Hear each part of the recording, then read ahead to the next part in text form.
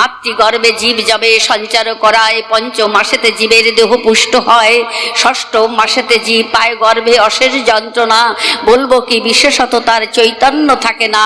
সপ্তম মাসে সেই পরমাত্মা গুরু জীবকে মহামন্ত্র করলেন শুরু। সেই মহামন্ত্র নিয়ে জগতে এসেছিলাম মা কৃষ্ণ ভজিবার তরে, কিন্তু সেই একটা কথাই আমরা রাখতে পারিনি, আর সব হয়েছে। আমি ভুলিয়া তোমারে সংসারে আসিয়া পেয়েছি নানাবিধ ব্যথা, আজ তোমারও চরণে আসিয়াছি প্রভু, বলিব দুঃখের কথা।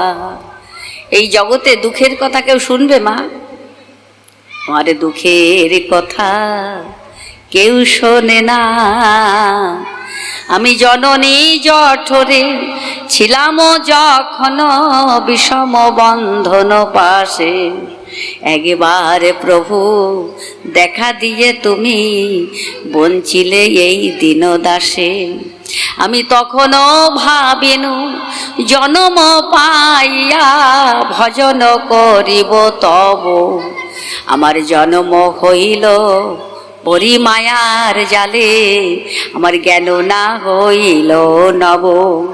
আমি আদরেরও ছেলে স্বজনেরও কোলে, আমি আদরেরও ছেলে স্বজনেরও কোলে, হাসিয়া কাটাইনু কাল। আমার জনক জননী স্নেহেতে ভুলিয়া এই সংসারও লাগিল ভালো। আবার আরো কিছুদিন পরে আমি বালক হইয়া খেলিনু বালক সম।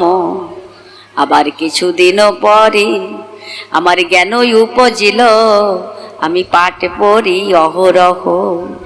আমি বিদ্যার গৌরবে ভ্রমি দেশে দেশে, আমি বিদ্যার গৌরবে ভ্রমি দেশে দেশে, কত ধনই উপার্জন করি, আমি স্বজন পালন করি এক মনে, শুধু তোমারে ভুলিলাম হরি।